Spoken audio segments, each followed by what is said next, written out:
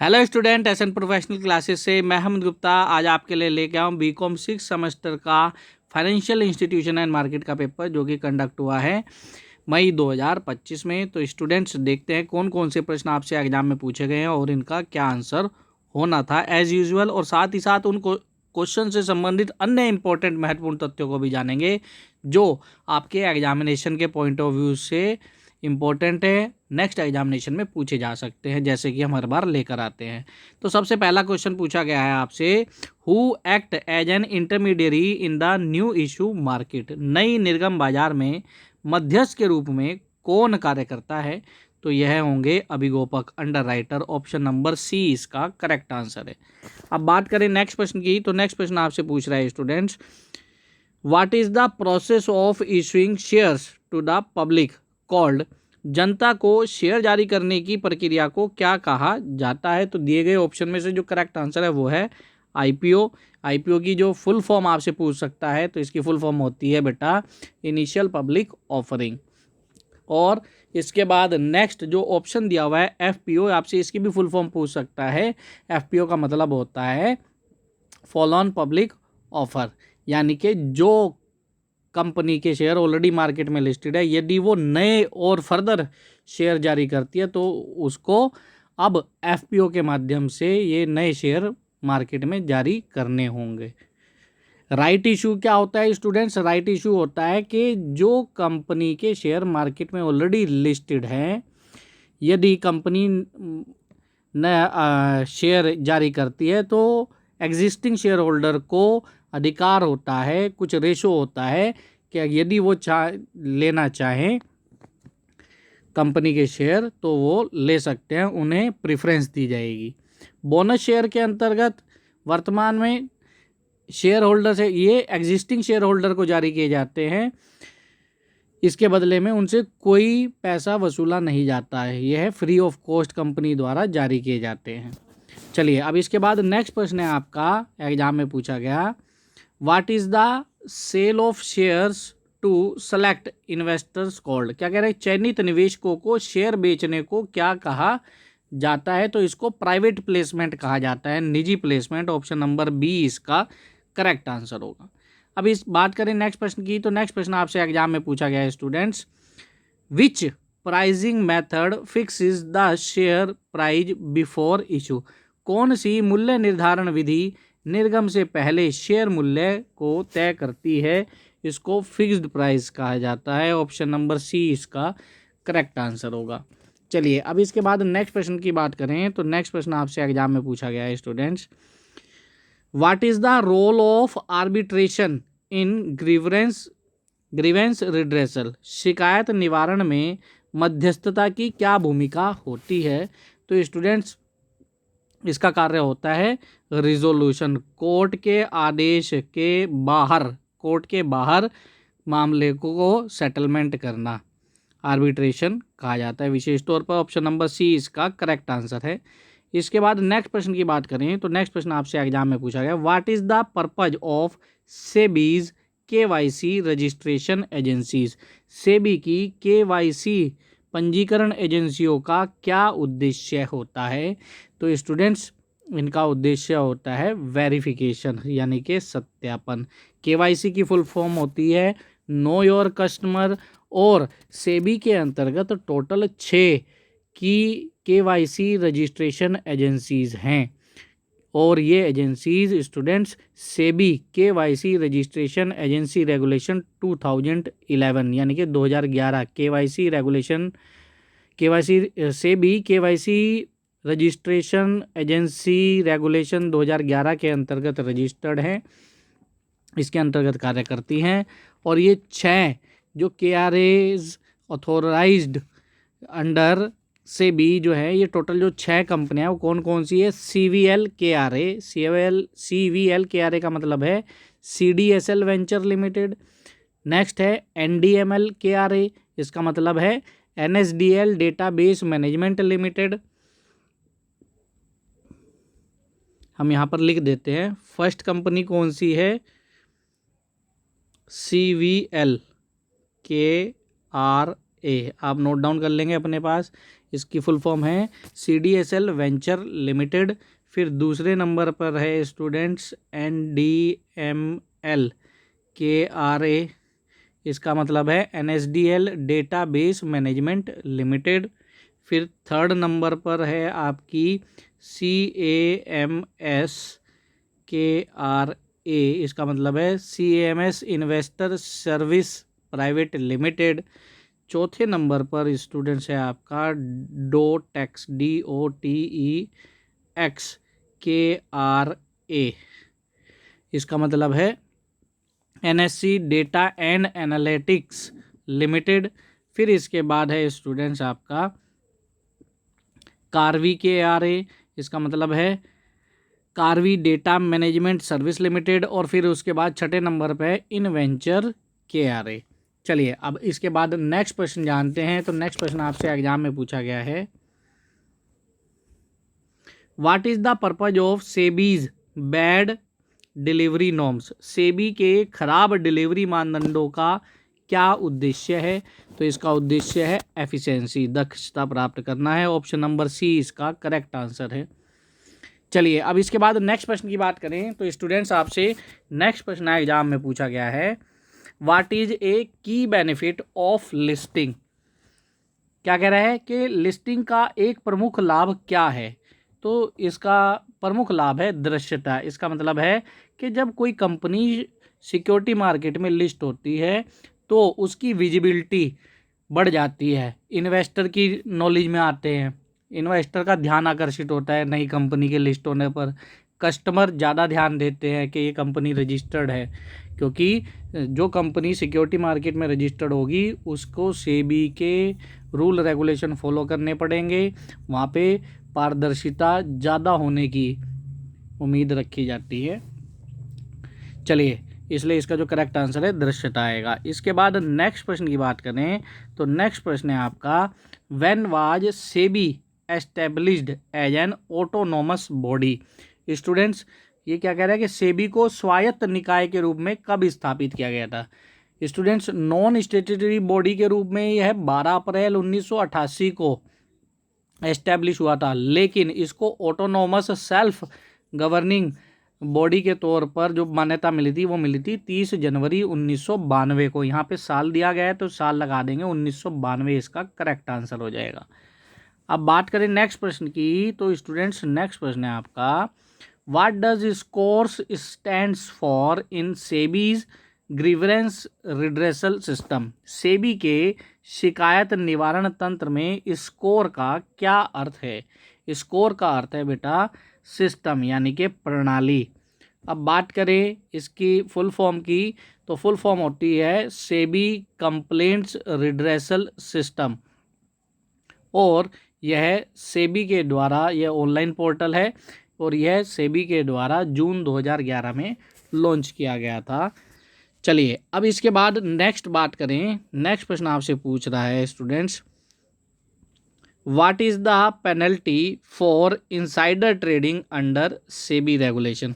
सेबी नियमों के तहत अंदरूनी व्यापार के लिए क्या दंड है। तो स्टूडेंट्स सेबी एक्ट 1992 के सेक्शन 15G के अनुसार दो कंडीशन दी गई है, इन दोनों में जो हायर वैल्यू होगी वो पेनल्टी लगती है। वो कौन सी कंडीशन दी गई है। कंडीशन दी गई है कि मिनिमम 10 लाख रुपए और मैक्सिमम 25 करोड़ रुपए, एक कंडीशन। दूसरी condition 3 times of the amount of profit made out of insider trading. क्या कह रहा है कि मिनिमम 10 लाख रुपए और अधिकतम 25 करोड़ रुपए। दूसरी कंडीशन के इनसाइडर ट्रेडिंग के माध्यम से बनाए गए प्रॉफिट का 3 गुना। दोनों में जो हायर वैल्यू होगी वो आपका पेनल्टी होगी। दिए गए ऑप्शन में वैल्यू दी गई है कंडीशन में, तो अधिकतम कितनी दी गई है 25 करोड़, तो 25 करोड़ इसका आंसर आ जाएगा। ऑप्शन नंबर सी इसका करेक्ट आंसर होगा। चलिए आप देखते हैं नेक्स्ट प्रश्न को। तो नेक्स्ट प्रश्न आपसे एग्जाम में पूछा गया है स्टूडेंट्स,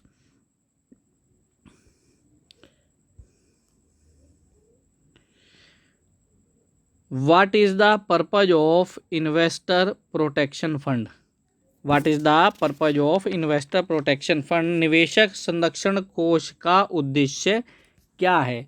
तो स्टूडेंट्स इसका जो प्रमुख उद्देश्य है वो है कंपनसेशन।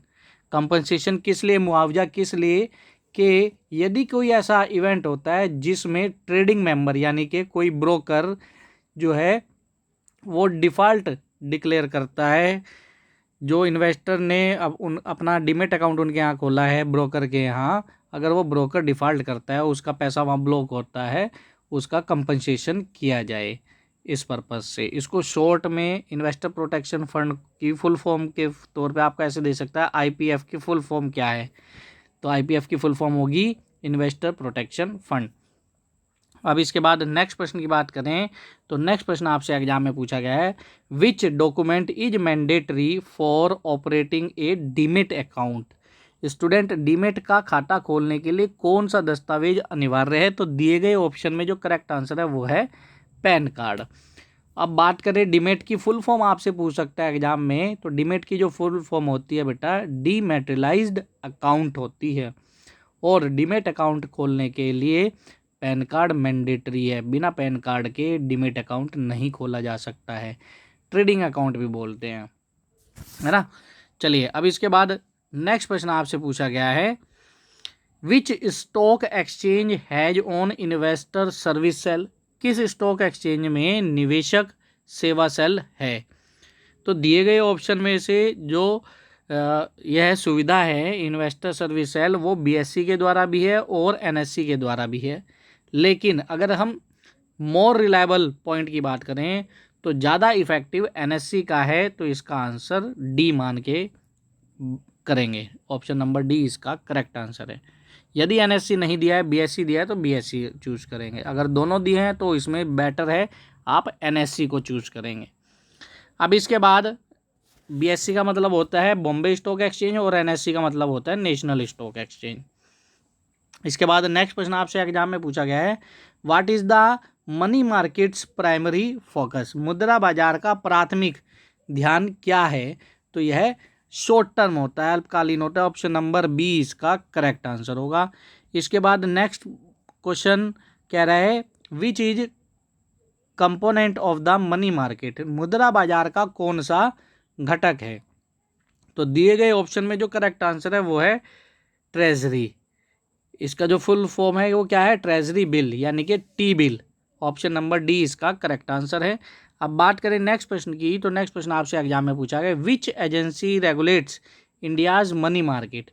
भारत के मुद्रा बाजार को कौन नियंत्रित करता है, तो ध्यान रखेंगे मनी मार्केट को आरबीआई रेगुलेट करता है, ऑप्शन नंबर डी इसका करेक्ट आंसर है। जबकि सेबी जो है बेटा वो सिक्योरिटी मार्केट या स्टॉक मार्केट को रेगुलेट करता है। चलिए अब इसके बाद नेक्स्ट प्रश्न की बात करें तो नेक्स्ट प्रश्न आपसे एग्जाम में पूछा गया है, विच इज ए की feature of A developed money market. विकसित मुद्रा बाजार की मुख्य विशेषता क्या है, तो यह है लिक्विडिटी है, तरलता है, ऑप्शन नंबर ए इसका करेक्ट आंसर है। अब इसके बाद नेक्स्ट प्रश्न की बात करें तो नेक्स्ट प्रश्न आपसे एग्जाम में पूछा गया है, students which instrument is common in money market. मुद्रा बाजार में कौन सा साधन सामान्य है, शेयर्स, बॉन्ड्स, बिल्स या मॉर्टगेज, तो इसका जो करेक्ट आंसर है वो है बिल, ऑप्शन नंबर सी इसका करेक्ट आंसर है।